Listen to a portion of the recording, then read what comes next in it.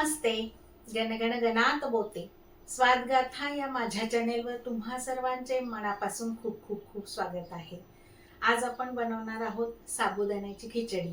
साधी आणि सोपी आहे एकदम करायला, पण प्रत्येकाची पद्धत वेगवेगळी आहे. माझी काय पद्धत आहे हे पाहण्यासाठी तुम्ही माझा व्हिडिओ जरूर पहा आणि माझ्या चॅनेलला लवकरात लवकर सबस्क्राईब करा, लाईक करा, शेअर करा आणि बेल आयकॉनवर क्लिक करायला विसरू नका. चला तर माझी काय पद्धत आहे खिचडी करायची, साबुदाण्याची खिचडी, ती पाहूया आपण. तर वेळ न वाया घालवता आपण लगेचच करायला सुरुवात करूया. चला तर मग आपण बनवणार आहोत साबुदाण्याची खिचडी. महाशिवरात्री आली आहे, तर त्यासाठी साबुदाणा खिचडी कशी बनवायची ते पाहूया. मी इथे 1 वाटीभर साबुदाणा घेतला आहे. तो आता स्वच्छ धुवून भिजत घालायचा आहे.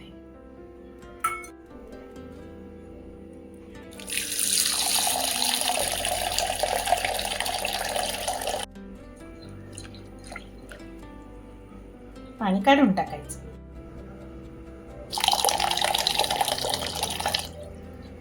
आणखी एका पाण्याने आपण हा धुवून काढणार आहोत. पाणी काढून टाकायचं. 2 पाण्याने साबुदाणा स्वच्छ धुतल्यानंतर त्याच्यामध्ये आता आपण पाणी घालून ठेवणार आहोत. किती पाणी घालायचंय पहा, म्हणजे खिचडी मऊसूत झाली पाहिजे आणि अशी जास्त गचगच पण नकोय. हे पहा, याच्यामध्ये मी पाणी घातलेलं आहे, पण अगदी पहा, हे पहा, एवढंच वर ठेवायचंय, जास्त पाणी नाही घालायचं. एवढं पाणी ठेवलं की तुमची खिचडी पण सॉफ्ट होईल आणि मोकळी मोकळी होईल. आता हा मी 8 ते 10 तास असंच भिजत ठेवणार आहे आणि मग आपण त्याची खिचडी बनवणार आहोत. तर व्हिडिओ स्किप न करता पूर्ण पहा. आता पाणी घातलंय, याच्यावर ना आपण हे झाकण ठेवूया आणि रात्रभर भिजत ठेवूया. रात्रभर भिजत ठेवायचं आणि दुसऱ्या दिवशी याची सकाळी खिचडी बनवायची. हे पहा, खिचडीसाठी लागणारं साहित्य, तर हा साबुदाणा आपण रात्री भिजत घातला होता, तो आता छान भिजलेला आहे, एकदम मऊसूत झाला आहे. पहा, मी एक दाखवते तुम्हाला. हे पहा. आणि बाकीचं साहित्य म्हणाल तर शेंगाचा कूट, तर शेंगादाणे भाजून त्याचा कूट केलेला आहे, मिक्सरवर फिरवून घेतलेला आहे. तर हा 1 वाटी घ्यायचा. त्याच्यानंतर 2 चमचे साजूक तूप, थोडीशी साखर घ्यायची आहे, 3 ते 4 हिरव्या मिरच्या बारीक चिरून घ्यायचा आहे. आपला 1 वाटीभर साबुदाणा आहे, त्याचं मी प्रमाण दिलेलं आहे.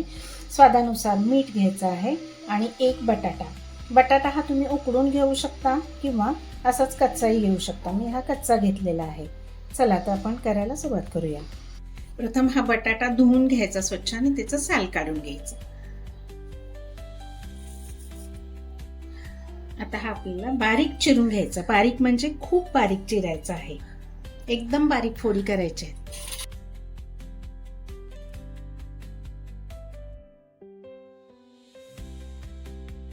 आम्ही बटाटा बारीक चिरून घेते.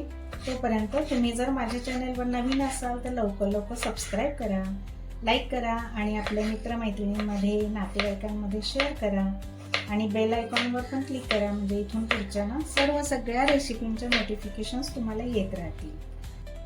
हा पहा, माझा बटाटा हा अगदी बारीक चिरून झाला आहे. आता या मिरच्या सुद्धा मी चिरून घेते. याचा ठेचा करून सुद्धा घालू शकतो आपण, पण लहान मुलं जर खाणार असतील तर मग ते तुकडे बाजूला काढू शकतात, म्हणून मी हे तुकडे करून घेत आहे. चला, आता मी कढई ठेवली आहे गॅसवर. गॅस ऑन करूया. कढई तापून घ्यायची आहे चांगली. हे पहा, आता आपली कढई तापलेली आहे. त्याच्यामध्ये मी हे 2 चमचे तूप टाकून घेते आहे. हे तूप मी घरीच बनवलेलं आहे. पहा किती रवा झालेला आहे, साजूक तूप. तर याची लिंक मी खाली डिस्क्रिप्शन बॉक्समध्ये देत आहे, जरूर पहा. आता याच्यामध्ये फोडणीला तुम्ही जिरं सुद्धा घालू शकता. तुमच्यात जर पद्धत म्हणजे चालत असेल जिरं आणि कोथिंबीर उपवासाला, तर तुम्ही ते घालू शकता. हिरवी मिरची घालायची आहे. ही परतून अशी थोडीशी पांढरट दिसते पहा. तळली गेली चांगली की मग आपण त्याच्यामध्ये बटाटा टाकून घेणार आहोत. हे पहा, मिरची अशी पांढरट दिसते ना चांगली, मग तळली गेली असं समजायचं. आता आपण याच्यामध्ये बटाटा आहे ना बारीक चिरलेला तो टाकून घेऊया आणि थोडंसं मीठ किंचितसं अगदी या बटाट्यापुरतंच हे पहा अगदी चिमट अशी टाकून घ्यायची आणि बटाटा आपल्याला याच्यामध्ये असा छान वाफवून घ्यायचा.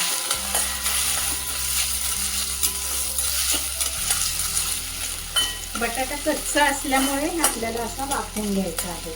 जर उकडलेला बटाटा असेल तर तुम्ही डिरेक्टली याच्यामध्ये त्याचं साल काढून असं कुस्करून टाकला तरी चालू शकतो.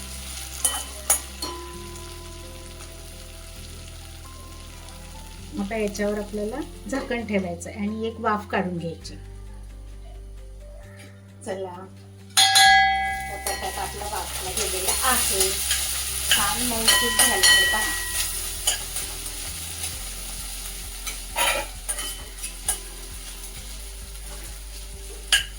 आता मऊसूत झालाय हा वाफवून. तर आपण काय करूया आता हा सगळा साबुदाणा आहे भिजलेला हा टाकून घेऊया.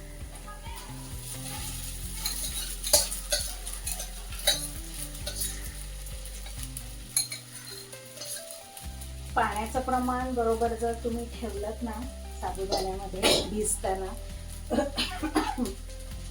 व्यवस्थित भिजतो आणि खिचडी पण तुमची मोकळी फडफडीत आणि मऊसूत होते. तर हे असं झाकण टाकून आपल्याला अजून एक वाफ काढून घ्यायची आहे. अगदी अर्ध्या मिनिटाकरता झाकून ठेवायचं आहे आणि आता आपल्याला हा वरपासून म्हणजे सगळ्या बुडापासून सगळं व्यवस्थित हलवून मिक्स करून घ्यायचा.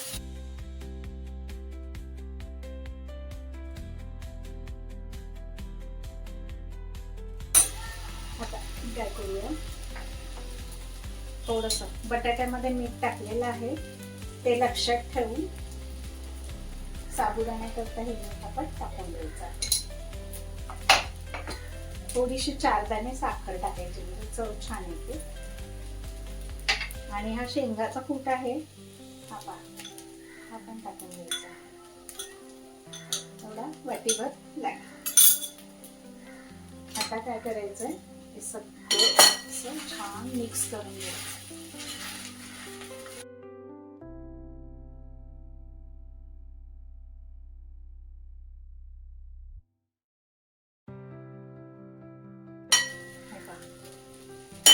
मिक्स झालं की आपल्याला परत याच्यावर झाकण ठेवायचं आहे आणि परत एक वाफ काढायची आहे. हे पहा एक वाफ आली आहे. आता परत आपल्याला व्यवस्थित मिक्स करून घ्यायचं आहे.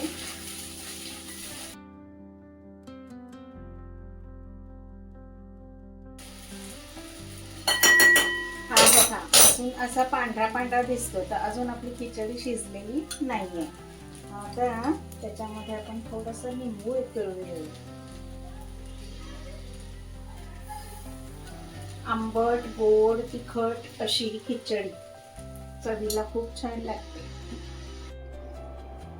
चला आता ही आपली खिचडी तयार झाली आहे.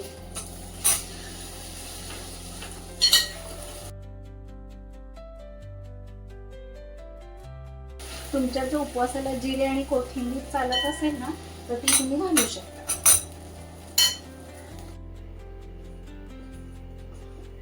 हे पहा मी प्लेट मध्ये काढून घेतली आहे खिचडी आणि आता ही गरमागरम खिचडी खायची आहे. या तुम्ही पण खायला गरमागरम खिचडी. आवडली का माझी ही पद्धत? तुम्हाला आवडली असेल तर तुम्ही पण नक्की करून पहा आणि माझ्या चॅनलला लवकरात लवकर लाईक करा, शेअर करा, सबस्क्राईब करा. अशा स्वादिष्ट रुचकर रेसिपींसाठी पुन्हा पुन्हा भेट द्या माझ्या स्वादगाथा चॅनलला. लवकरच भेटू आपण पुढील नवीन व्हिडिओमध्ये नवीन रेसिपीसह. तोपर्यंत मस्त खा आणि स्वस्त राहा.